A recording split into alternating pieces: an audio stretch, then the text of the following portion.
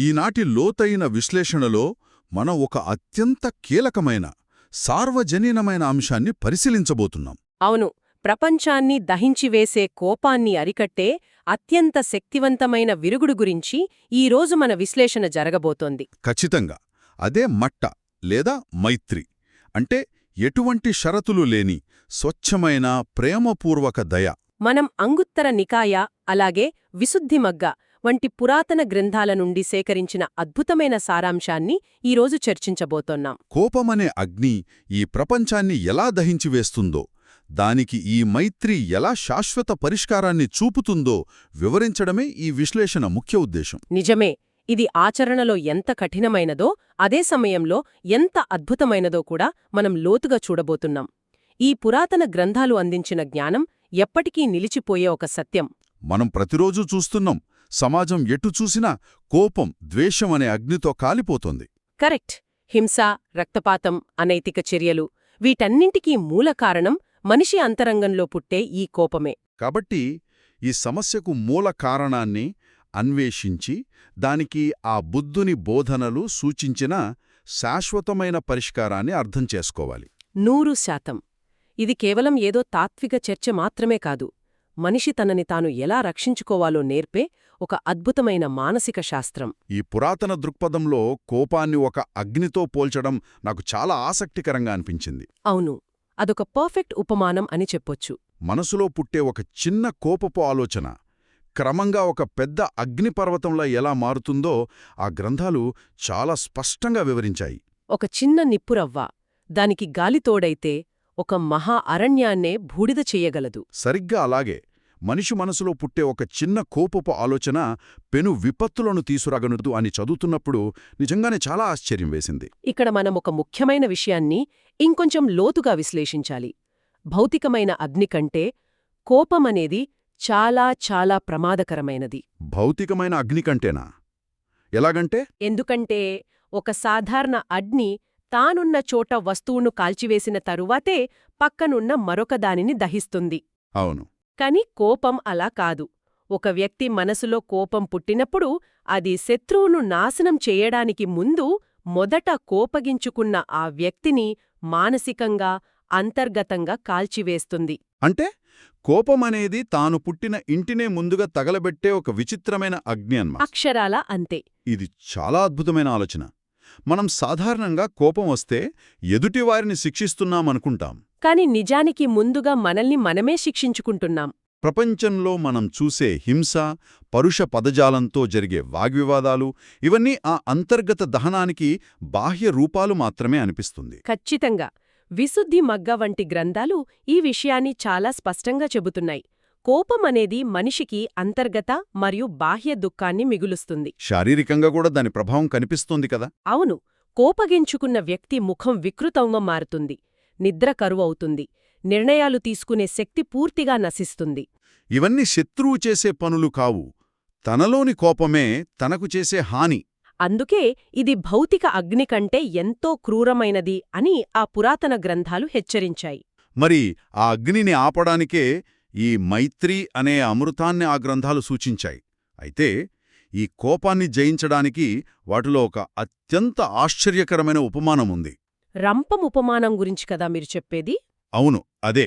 నేను చదివినప్పుడు అది నన్ను బాగా ఆశ్చర్యపరిచింది. 2 పిడులున్న రంపం గురించి చెప్పిన ఉదాహరణ. అది నిజంగా ఒక అత్యున్నతమైన ప్రమాణం. వినడానికి ఇంత కఠినమైన పరీక్ష కూడా ఉంటుందా అనిపించింది. దీని గురించి మన శ్రోతల కోసం కొంచెం వివరిస్తారా? తప్పకుండా. ఇది కక్కచుపమ సుత్త అనే పురాతన గ్రంథంలో చెప్పబడిన రంపముపమానం. మైత్రి సాధనకు సంబంధించి ఇది అత్యంత కఠినమైన ప్రమాణాన్ని నిర్దేశిస్తుంది. అంటే ఒక భయంకరమైన పరిస్థితిని ఊహించమంటుంది కదా ఆ గ్రంథం. అవును. ఆ ఉదాహరణ ఏమిటంటే, ఒకవేళ కొందరు బందిపోట్లు వచ్చి ఒక వ్యక్తిని పట్టుకుని 2 పిడులున్న రంపంతో అతని అవయవాలను నిర్దాక్షిణ్యంగా కోస్తున్నారని ఊహించుకోండి. అత్యంత భయంకరమైన ప్రాణసంకటమైన స్థితి. కరెక్ట్. అటువంటి స్థితిలో కూడా ఒక భిక్షువు తన మనస్సులో ఆ బందిపోట్ల పట్ల ఏమాత్రం ద్వేషం పెట్టుకోకపోవడమే నిజమైన ఆచరణ అని బుద్ధుని బోధనలు చెబుతున్నాయి. ఇది వినడానికే చాలా భయంగా, దాదాపు అసాధ్యంగా అనిపిస్తోంది. శరీరంలోని అవయవాలను రంపంతో కోస్తున్నప్పుడు కూడా ద్వేషం పెంచుకోకూడదా? పెంచుకోకూడదనే చెబుతున్నాయి. అసలు ఆ సమయంలో కూడా కోపం తెచ్చుకోకపోతే ఆ భిక్షువు ఏమైనా ఓటమిని అంగీకరించినట్లా? ఒక రకమైన పిరికితనం అనుకోవచ్చా దీన్ని? ఖచ్చితంగా కాదు. దీనిలోని అంతరార్థం మనం అర్థం చేసుకోవాలి. ఆ గ్రంథం వివరిస్తున్న దాని ప్రకారం ఒకవేళ ఆ రంపంతో కోస్తున్న సమయంలో భిక్షువు ఏమాత్రం ద్వేషం పెంచుకున్నా అతడు తన గురువు యొక్క బోధనలను ఆచరించినట్లే లెక్క. అంటే దాన్ని భరించడం కాదు, జయించడం. అవును, ఇది కేవలం ఓపిక పట్టడం లేదా పిరికితనంతో మౌనంగా భరించడం కాదు. ఇది ఎంతో ధైర్యంతో కూడిన ఒక చురుకైన చర్య. ఒక యాక్టివ్ ఇంటర్వెన్షన్ అన్నమాట. విసృత్తిమగ్గ బోధిస్తున్నట్లుగా ఒకరు మనపై కోపంచుకున్నప్పుడు లేదా దాడి చేసినప్పుడు దానికి బదులుగా మనం కూడా కోపగించుకోవడమనేది ఎదుటివారికంటే దారుణమైన చర్య. కోపంగించుకునే వ్యక్తికి బదులుగా కోపం చూపకపోవడం ద్వారా జయించడానికి అత్యంత కష్టమైన యుద్ధాన్ని మనం గెలుస్తాం. 100%. బాహ్య ప్రపంచంలో శత్రువును ఓడించడం కంటే మన లోపలి ద్వేషాన్ని ఓడించడం గొప్ప యుద్ధం. శత్రువు శరీరాన్ని గాయపరచగలడు, కానీ మనసుకు గాయం చేసేది మనలోని ద్వేషమే కదా? ఖచ్చితంగా. ఆ ద్వేషాన్ని మనసులోకి రానివ్వకపోవడమంటే శత్రువుకు అంతిమ విజయాన్ని ఇవ్వకపోవడమే. ఈ రంపం ఉపమానం ద్వారా మైత్రికి ఉన్న అత్యున్నత ప్రమాణాన్ని పురాతన గ్రంథాలు స్థిరపరిచాయి. మనకు నిజ జీవితంలో బందిపోట్లు ఎదురుగాకపోవచ్చు. అవును, బందిపోట్లు రారు. కాని ఎవరైనా చిన్న మాట అంటేనే మనం వెంటనే రగిలిపోతాం. అలాంటప్పుడు ఈ రంపం ఉపమానాన్ని గుర్తు చేసుకుంటే మన రోజువారీ కోపాలు ఎంత చిన్నవో అర్థమవుతుంది. నిజమే. ఒక అవయవాన్ని కోస్తున్నా ద్వేషం రానివ్వని స్థాయి గురించి విన్నప్పుడు మన చిన్న చిన్న అసహనాలు చాలా చాలా సిల్లీగా అనిపిస్తాయి. అయితే ఇక్కడ ఒక సందేహం రావచ్చు. రంపంతో కోస్తున్నా కోపం రానివ్వని స్థితికి చేరాలంటే దానికొక జీవితకాలం పాటు అడవుల్లో కఠోర సాధన చెయ్యాలేమో అనిపించడం సహజం. దయను ఎంతో సుదీర్ఘంగా సాధన చేస్తేనే ఫలితం వస్తుందా అన్న ప్రశ్న ప్రతి ఒక్కరికి వస్తుంది. మరి దీనికి ఆ పురాతన గ్రంథాలిచ్చే సమాధానం మరొక ఆశ్చర్యకరమైన విషయాన్ని వెలుగులోకి తెస్తుంది గదా? అవును, అదే ఒక చిటికె వేసినంత సమయమనే కాన్సెప్ట్. ఒక చిటికె వేసినంత సమయమా? దీని గురించి కొంచెం వివరిస్తారా?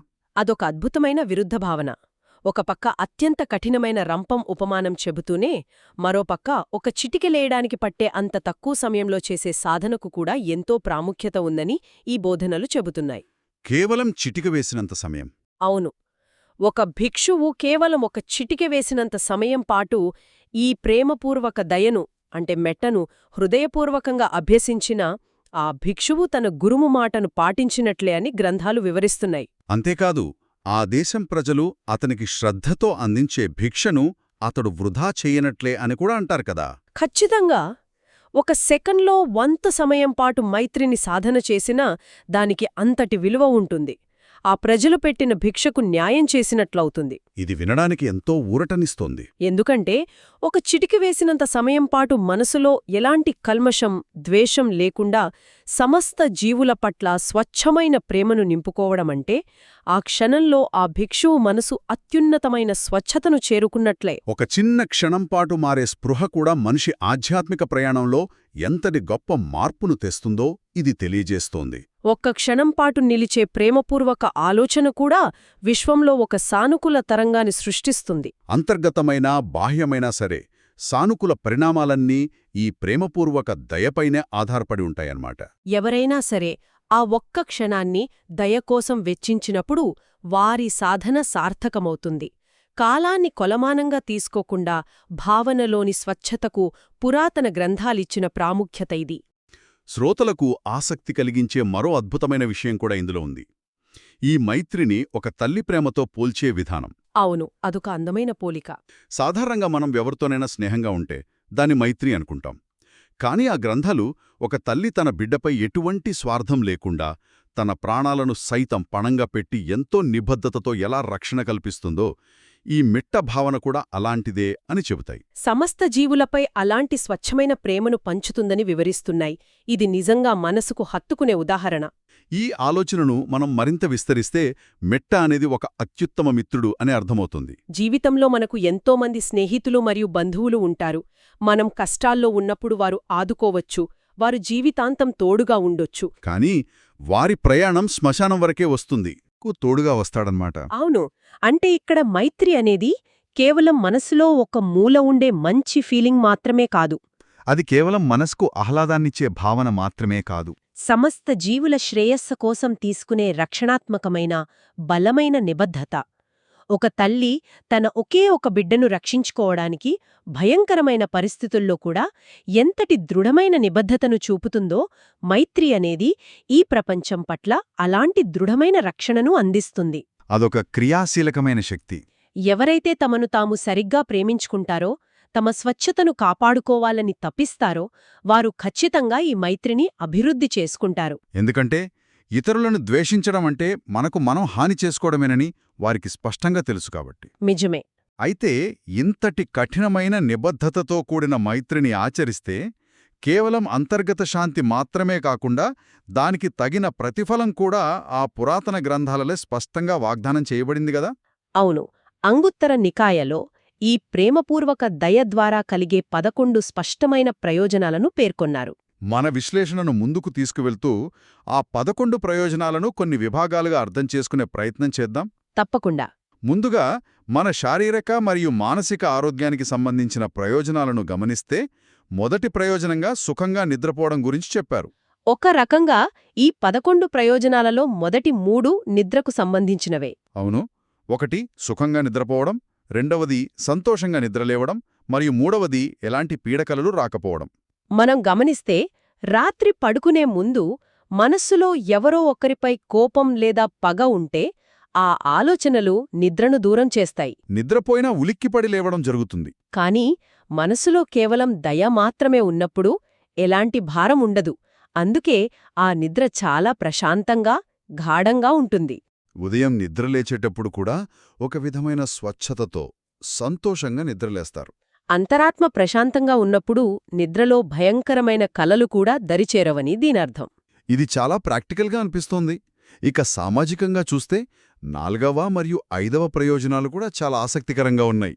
మనుషులకు ఇష్టులవ్వడం మరియు మనుషులు కానివారికి కూడా ఇష్టులవ్వటం.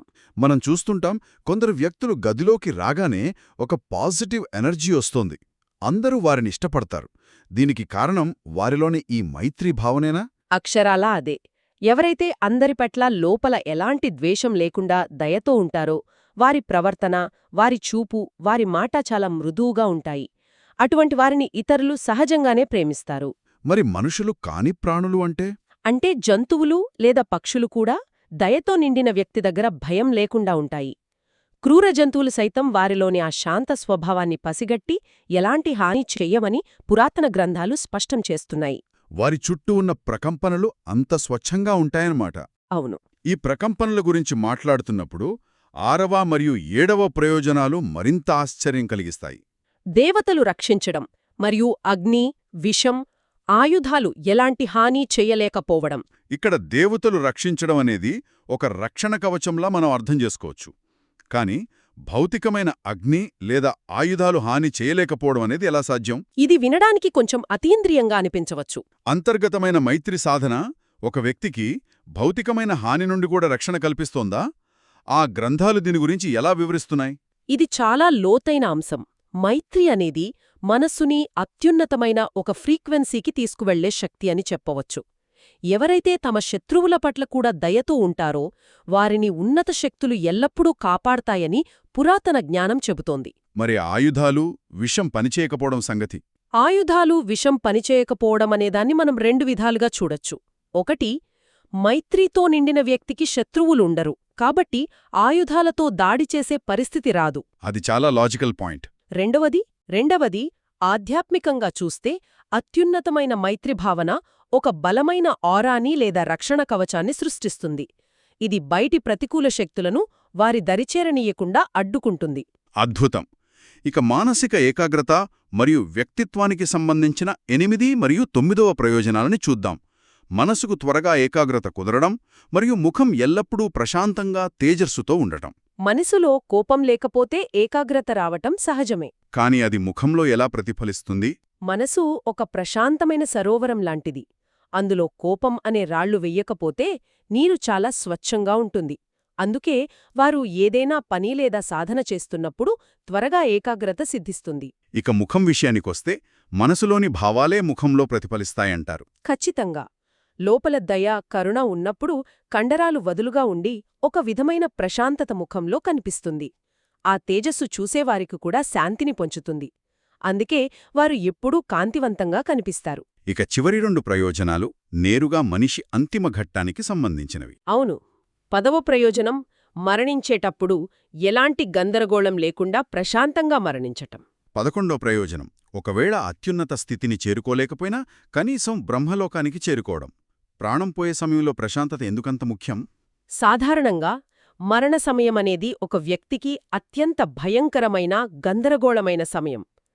జీవితంలో చేసిన తప్పులు, కోప, తాపాలు అన్నీ ఆ సమయంలో గుర్తొచ్చి మరణ వేదనను పెంచుతాయి. కాని జీవితాంతం మైత్రినాచరించిన వ్యక్తికి ఎవరిపైనా ద్వేషముండదు. అవును. పశ్చాత్తాపపడాల్సిన పనులు చేసి ఉండరు.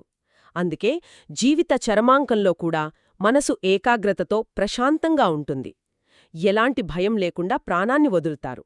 ఇక ఆఖరిది బ్రహ్మలోకం కాన్సెప్టేమిటి? 11వ ప్రయోజనం అదే. ఒకవేళ ఆ వ్యక్తి ఈ జన్మలో సంపూర్ణ విముక్తి లేదా అత్యున్నత ఆధ్యాత్మిక స్థితిని చేరుకోలేకపోయినా వారిలోని ఆ మైత్రి భావన వారిని కనీసం బ్రహ్మలోకానికి చేరుస్తుంది.